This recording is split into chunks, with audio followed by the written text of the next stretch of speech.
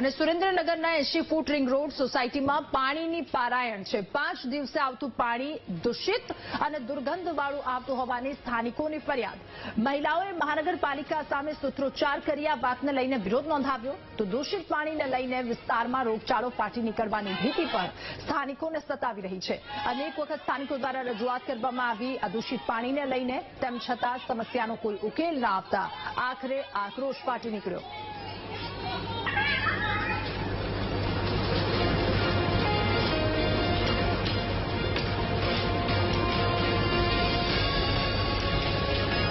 તો રોગચાળો ફાટી નીકળવાની ભીતિ સ્થાનિકોને સતાવી રહી છે। દૂષિત પાણી સતત કેટલાય દિવસોથી આવી રહ્યું છે। તો 5 દિવસે પાણી આવે અને એમાં પણ આ પ્રકારનું પાણી, જેના કારણે રહીશો પરેશાન થયા છે। આ વાતને લઈને તેમના દ્વારા રજૂઆત પણ કરવામાં આવી, પરંતુ કોઈ જ નિરાકરણ ન આવતા આખરે તેઓ એકત્રિત થઈ આવા ઉગ્ર સૂત્રોચ્ચાર તેમના દ્વારા કરવામાં આવ્યો। અનેક વખત સ્થાનિકો દ્વારા રજૂઆત કરવામાં આવી, પરંતુ વાતનું કોઈ નિરાકરણ નહીં।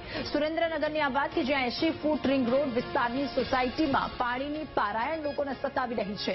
5 દિવસે પાણી આવે છે અને એમાં પણ દૂષિત અને દુર્ગંધવાળું પાણી આવી રહ્યું છે, જેના કારણે લોકોમાં ભારે રોષ છે। આપ પાણીના એ દ્રશ્યો પણ જોઈ શકો છો, એના પરથી અંદાજો લગાવી શકાય કે કેવું પાણી લોકો સુધી પહોંચાડવામાં આવી રહ્યું છે।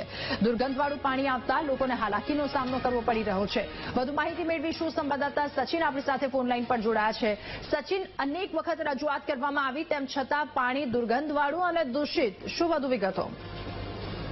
બીજો વાત કરવામાં આવે તો સુરેન્દ્રનગર 80 ફૂટના રોડ ઉપર 5 થી 6 સોસાયટીમાં ગટરનું ગંદુ પાણી આવતા લોકો પરેશાન થયા છે, જેને ગંદા પાણીને લઈને રોગચાળાનો ભય સતાવી રહ્યો છે। જેમાં નવરંગ સોસાયટી, દેવ સોસાયટી, પ્રેરણા પાર્ક સોસાયટી સહિતની 6 સોસાયટીમાં ગટરનું ગંદુ પાણી નળમાં આવતા લોકો ભારે મુશ્કેલીમાં મુકાયા છે।